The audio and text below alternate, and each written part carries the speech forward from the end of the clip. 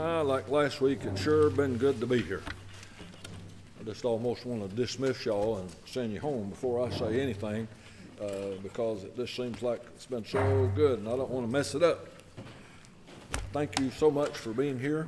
And in this class, this is our fourth session, and we have noticed the first lesson. We're looking at old lessons of the past to bring us wisdom for the present. And first lesson we looked at not as Cain loved his brother, but we're to love one another as the Lord loved us. And that was our first lesson. Second lesson had to do with Noah. We talked about the man who saved the human race and lesson from that. And then last week we noticed the lesson on the Ten Commandments, and we got through the first four. And tonight we will go through the last six. Next Thursday night, our lesson will be lessons from the Sabbath day. And I thought this lesson to be very, very interesting. And we'll be noticing about 9 or 10 lessons just from the Sabbath day that are very good for us to learn. And so I hope you'll look forward to that next week. I want to give you a quote that I read this morning. I don't know if any of you would know Charles and Louise Cox. Does anybody remember over here? Levi, he knows everybody. But Charles and Louise Cox.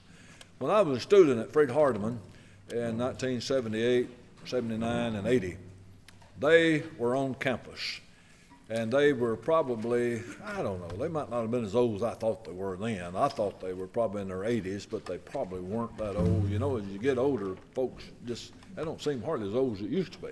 Well, anyway, they were such a lovely example for kids on campus. Let's just say they were in their 70s, but they went everywhere holding hands, and everybody just adored Charles and Louise Cox. And I told you last week that I had gotten 3 of the Christian training series from 1994, 97, and 98. I already had a 99. But anyway, Charles had written an article in there, and Miss Louise wrote an article as well. And her article was to women and kind of growing older as a Christian lady. And one quote that she made in there that I think is good for all of us, no matter what sex or age or whatever. She said that we ought to use every sunrise as an opportunity to help us toward the sunset of life. I thought that really, really interesting. That she wanted to use every sunrise as an opportunity to help her for the sunset of life. And so you think about that. We're all facing the sunset, and we're getting closer to it all the time. And we need to be using the sunrises in life to prepare us for the sunset of life. And I tell you, that couple really seemed to do that really, really well. Thank the men that have gone before us tonight. Thank you for all the prayers. We want to continue to remember folks. It's good to have Karen back. Karen's been in the hospital with pneumonia and some stuff, and then she's back with us tonight. I noticed that the Moons are not here. Are they up in North Carolina? They're not in North Carolina. Okay. But it's my understanding that Jason preaches in Boone, North Carolina. And I'm telling you, our hearts just break for those folks. And I didn't know if I know our congregation has already done something, but we're planning to do more. But might not be a bad idea to get with Brother Jason Moon. And I know that the Moons that attend here with us can get you in touch with him if you need to talk to him. What a terrible, terrible thing since we were here last Thursday night. You know, it was threatening to shut in raining, but who would have ever thought that it would rain 30 inches? 30 inches is a lot of rain. And places in the Carolinas actually got 30 inches of rain, is my understanding. And you get in some of those hollers, And I mean, rivers start coming down hollers when you get that much rain in a short period of time. All right, let's go into our lesson, the Ten Commandments, part number 2. We notice, first of all, that you're to have no other gods before me. And remember, we're noticing a New Testament application to our lives. And the second commandment was that they were not to form a graven image and bow down and worship it. The third was that they were to not take God's name in vain. And the fourth was that they were to remember the Sabbath day to keep it holy. Tonight, those were 4 that related to man and God. Tonight, we notice more of a relationship between our fellow man. We're noticing tonight that we are to honor father and mother, that we're not to murder, not to kill, not to commit adultery, not to steal, not to lie, and not to covet. And you think about how all of these things have reference to us today. First of all, think about in Exodus chapter 20 and verse number 12, and this is the 5th of the 10 Commandments. Honor thy father and mother, that thy days may be long upon the land, which the Lord thy God giveth thee. Now, you look at that verse, it's very interesting to me that even them keeping the land was contingent upon, to a certain extent, their honoring their father and their mother. When this command is given in Exodus chapter 20, grown adults is what we're talking about, that are at the foot of Mount Sinai, given the command to honor their older parents. You think about our parents. Now, I know that not everybody has always had good parents. There are some sorry parents in this world. And as Roy mentioned a while ago, what a plague on society when men will not step up and be men. And I know that not everybody's had a good mama and a good daddy, like sometimes we take for granted that everybody's had one. And so I've known many of your parents and known some great, great people in your family. And you think about when we've had the parents that they should be, it's not hard to treat them as important. It's not hard to be thankful that they guided us, that they provided for us, that they protected us. And you think about your parents for just a minute. If you had great parents, you think what you owe them. You think about your mama that bathed you, that changed you, that fed you, that carried you. I mean, just so many things that they did for us. A little baby when it's born, I mean, we're not like a killdeer that in just a couple hours can just take off running.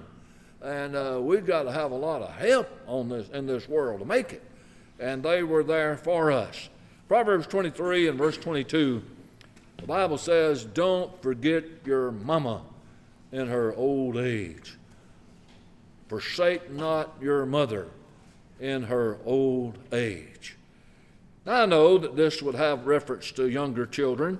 In the book of Proverbs, it talks about children honoring the law of their father and of their mother. But I want to think about just a moment in a New Testament application. In Mark chapter 7, the Lord is talking to grown children who are failing to care for their parents. Grown children. Now, I know there's a sense where we don't obey our parents when we leave home like we did when we were at home. And we understand that, and our parents understand that. They're good parents. I have obligation to my wife as I've left home and have, the Bible talks about leaving father and mother, and there's a sense where that is. But the honor and the respect that I was to have for my mama and my daddy until their dying breath in this world. In Mark chapter 7, the Lord is talking to some people, and they're not caring for their parents like they ought to. They're making an excuse, and they're dodging responsibility, and the Lord wasn't pleased with it at all. In 1 Timothy chapter 5, the Bible talks about showing piety at home. It talks about, if a widow has children or grandchildren, that they're to take care of her. And that, under most circumstances, she wouldn't be brought under the care of the church to be a burden on the church, that her family ought to take care of her. And there are a lot of examples, or even some in this room tonight, where you're taking care of older parents. You think about the Lord in John chapter 19, he committed the care of his mother to who? To John, wasn't he? He was concerned about his mama. You think in James chapter 1, pure religion and undefiled before this, it's to visit the fatherless and the widows in their affliction, to keep oneself unspotted from the world. In Ephesians chapter 6, it talks about children being obedient to their parents, and it talks about them honoring their parents. Also in Colossians 3 and verse 20. The Lord was subject to his parents in Luke chapter 2 and verse 51. But it is so sad today in Romans chapter 1 verse 30 and 31, and in 2 Timothy chapter 3 verse 2 and verse 3. In both of these places it talks about people becoming unthankful and without natural affection. Now, it is sad.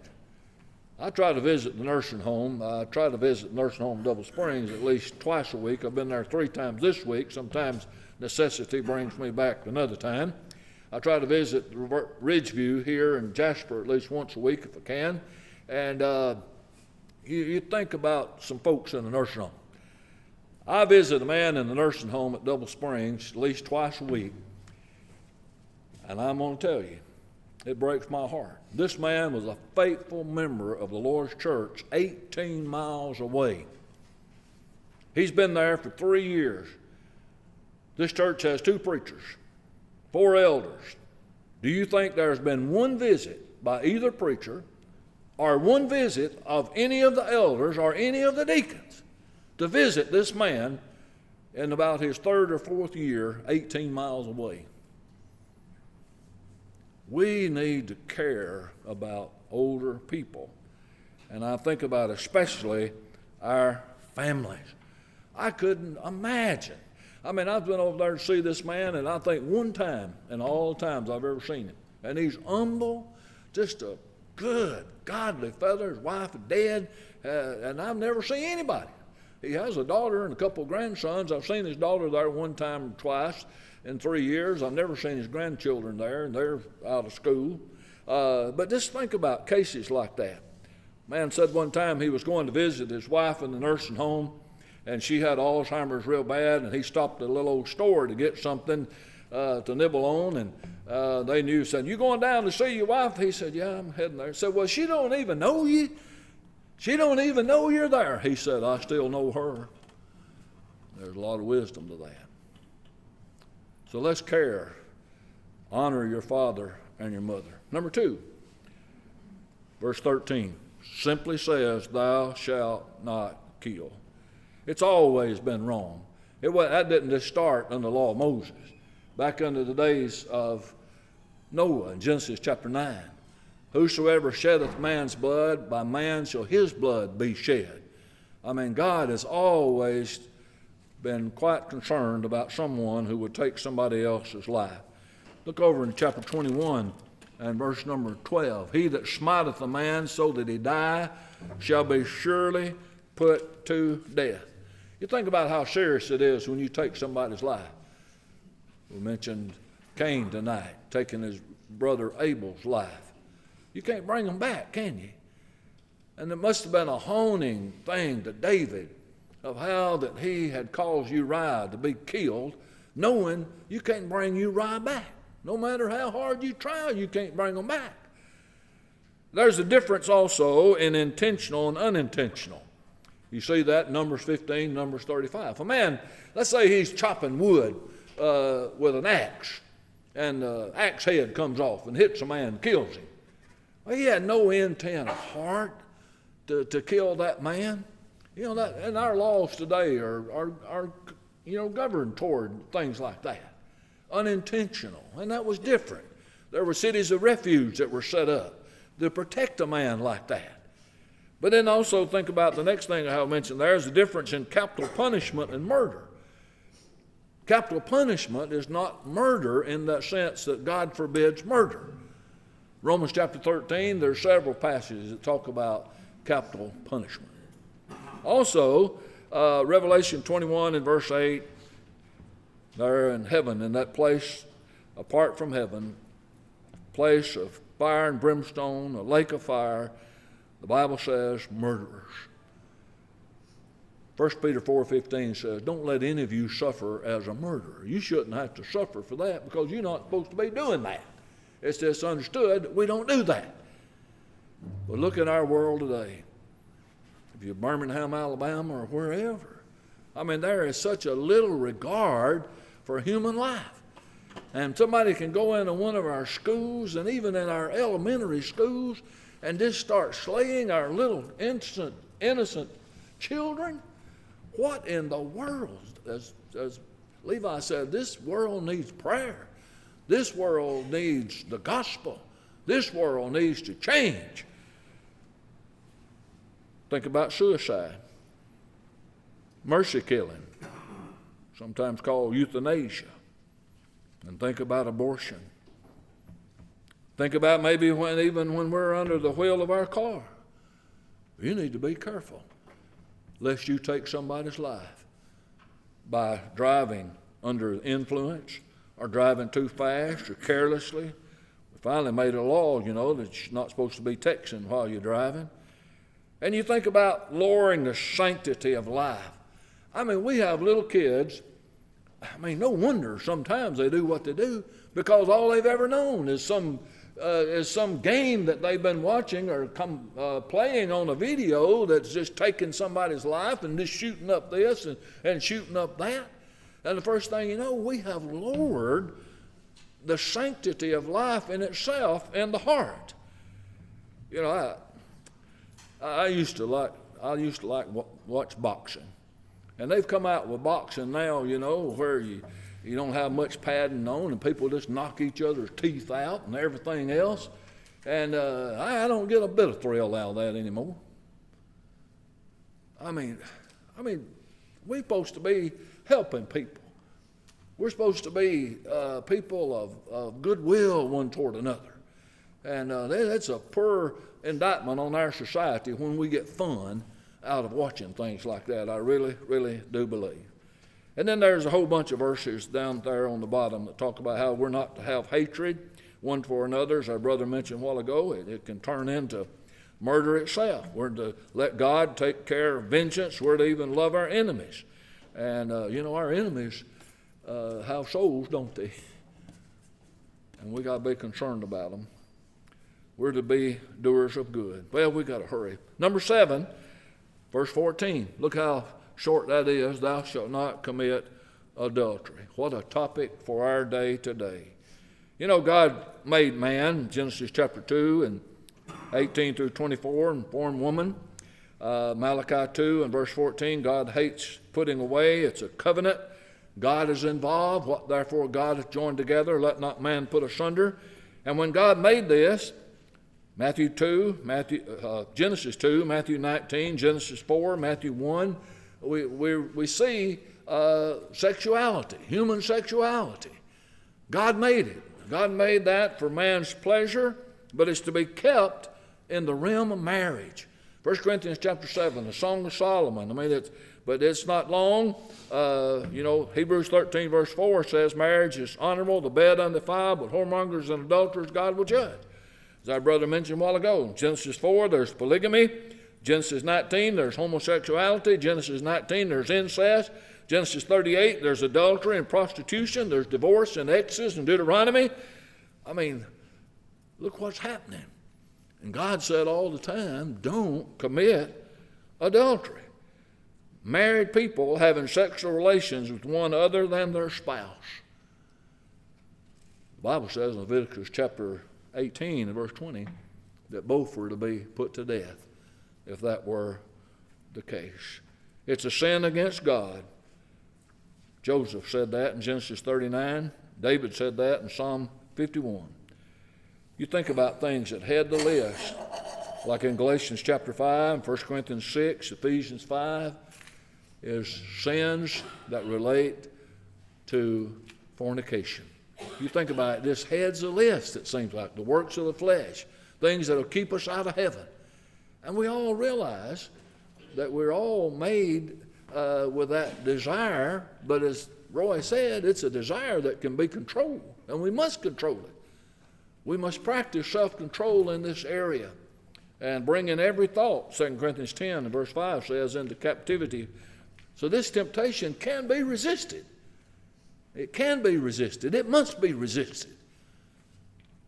And we hear of so many cases of people that'll throw away, listen to me carefully, that'll throw away in a moment of passion a lifetime of work, maybe their reputation, and maybe even their soul. And the good of a local congregation is hurt because of sexual desires unlimited. All right, number 8, thou shalt not steal. Taking that which belongs to another. I mentioned a little note there about my mom. I mentioned this at her funeral. Some of you were there. My mom had a little statement. She said, you don't ever take a straight pen if it belongs to somebody else. That was her little thing. I've heard her say that a lot of times. Look at Exodus chapter 22. It's real close there. If a man shall steal an ox or a sheep and kill it or sell it, he shall restore 5 oxen for an ox and 4 sheep for a sheep. If a thief be found breaking up and be smitten that he die, there shall be no blood be shed for him. So if you were caught stealing and somebody killed you, they really wasn't punished for it. That's just how serious the Lord took to stealing. Leviticus 19, Proverbs 22, talk about rob not someone because they're poor. They could make, the scales, you can make the scales deceitful, weights and measurements. You think how that's been done through the years. The people steal that way. And today, you think about passages that talk about stealing. You think about the story of the Good Samaritan. This man was beaten and he was robbed. And again, 1 Peter 4:15 says, let none of you suffer as a murderer or as a thief. You shouldn't ever have to suffer for being a thief. Man, it just breaks my heart. We had a guy, and he used to come to church at Double Spring. I saw his picture in the paper yesterday. You might have seen it, Mike. Man, I tell you what. And I've looked at him in the jail, and he's gonna really do well this time, and he's gonna get out. And he's in the paper yesterday for breaking into somebody's car, and I'm telling you, they'll probably send him to wherever this time. But let's bring that home maybe a little bit closer. How about tools? How many tools have been carried out in a lunchbox from work? Think about that through the years. What is that? Stealing, ain't it? That's what I'd call it. Library books. Put 75 cents in a newspaper stand and get out more than one. What is that? Stealing. Too much change at a store or a bank. They give you $20, too much. You say, well, that's just my lucky day. No. My mama would send you back to the store, I promise you. Copying music, movies, games instead of paying, loafing at work, working for cash so not to report it. God's camera is always recording. Ephesians 4, verse 28, let him that stole do what? Steal no more. Thou shalt not steal. Number 9, you're not to lie. Thou shalt not bear false witness against thy neighbor. Perjury, you think how it costs reputation, property, freedom, and sometimes even there have been people put to death because somebody told a lie against them. I promise you there have been people who went to maybe a lecture chair when somebody lied against them. And that's so sad. Slander, gossip. Proverbs chapter 6, you remember that says there's 6 things, yea, 7 that God hates. You notice 3 of them have to do with lying? 3 of them, 3 out of the 7 have to do with lying. Revelation 21 and verse 8, also verse 27. It's not mentioned in that, but you can put it on there if you want to. It talks about whosoever loveth and maketh a lie. Chapter 22 and verse 15, they're on the outside of heaven. They're not in heaven. And that's a wrong reference there, I believe, on Ephesians 4, verse 23. It should be verse 25. Speak the truth. Let every man speak the truth with his neighbor. You know, Ephesians 4, verse 15 says, you speak the truth in what? In love. You know, sometimes just because we think we're speaking the truth, we can become harsh and unloving. And the Bible says to speak the truth in love. So there's something we must think about too. Well, God never condoned a lie. He didn't condone it in Abraham's case. He didn't condone it in Rahab's case. He didn't condone it in David's case. Or the old prophet in 1 Kings 13. He didn't condone it in Ananias and Sapphira. And he doesn't condone it if we're president of the United States of America. And we have had presidents that just lie right on national TV to the whole country. And they've been on both sides of the party, too. And it breaks your heart. I'll tell you a little story. David Roper. I told you that David Roper is editor or the author of those both issues of Truth for Today. I went back and looked, and it was February and March of 2024. If you'd like to get those, you can write them or call them. I think you can get them for $5 a piece. And if you do that, let me encourage you to get the one on grief that was probably, it might have been 10 years ago.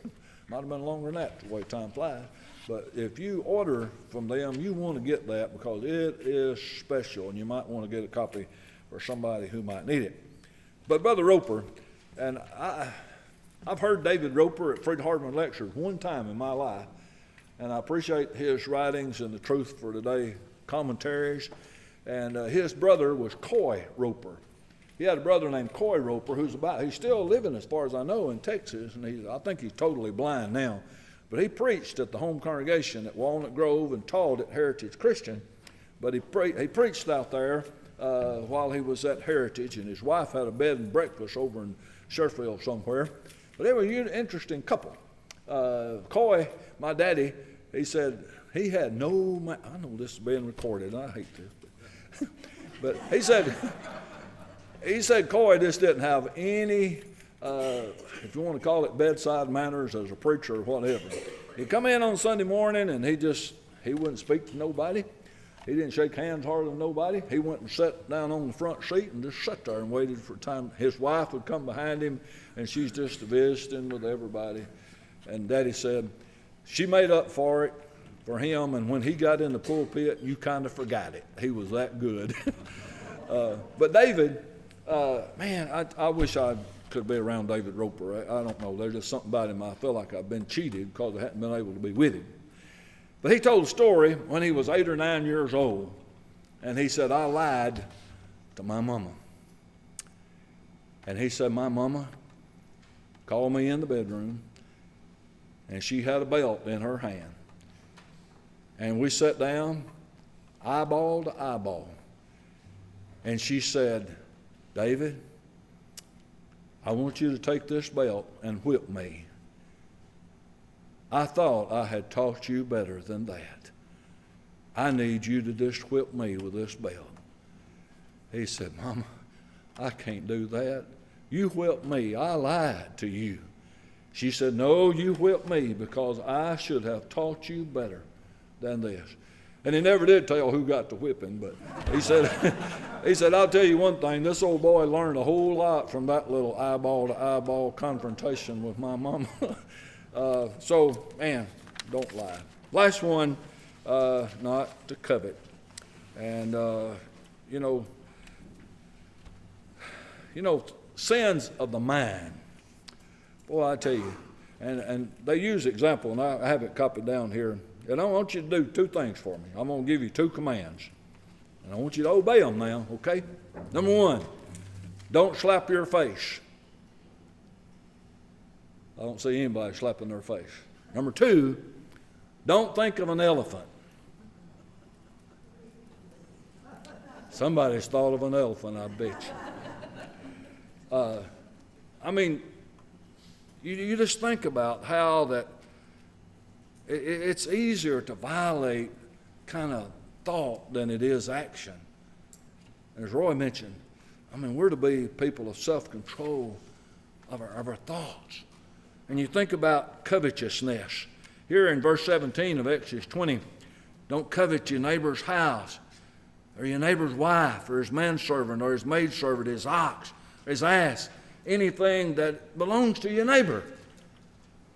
And you know, the word covet can be used in a good way. 1 Corinthians 12, verse 31 says, covet the best gifts. It's an intense desire. And the word in itself don't necessarily carry the idea of the sin, except when it's the covet that which is not good, which is sinful.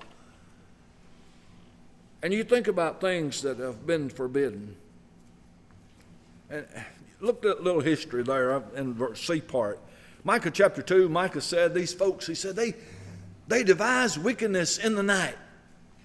And when it's day, they put it to practice. And it's this desire in the mind. 1 Kings 21, Ahab coveted Naboth's vineyard. Look what happened. 2 Samuel 11, David coveted Bathsheba. Look what happened. Genesis 13, Lot looked toward the well-watered plains of Sodom. And look what happened. Joshua chapter 6, Achan, those Babylonian garments, those wedges of silver and gold. And look what happened. 2 Kings 5, Gehazi. You know, man, here was an opportunity to get some wealth, and Naaman had just passed it by. He couldn't get over that. And he goes and tells a lie about it. Remember what happened to him. Genesis chapter 3, we've studied tonight. Introduced sin into the world, really, when you think about it. Covetousness. Luke 12, verse 15 says, take heed and beware of covet. Now that's getting down to our world. Take heed and beware of covetousness. Colossians 3, verse 5 says that covetousness is idolatry. Ephesians 5, verse 3 says that no covetous person can go to heaven. And man, we live in a world of so much stuff. Brother Roper told about taking his daddy when they opened the Walmart Supercenter. And he said he carried him through that thing, and I don't think he bought anything. He comes out and he said, what do you think about that, Dad? He said, I've never seen so much stuff that I don't need. Well, we live in a world like that, and let's make sure that we kind of keep it in its place. I wanted to talk to you a little bit about contentment. The Bible tells us to be content, and that's kind of the heart of this. Be content with the wife you got and all this other stuff, okay? 30 seconds over. All right. Brother Randy, would you lead us in a brief closing prayer?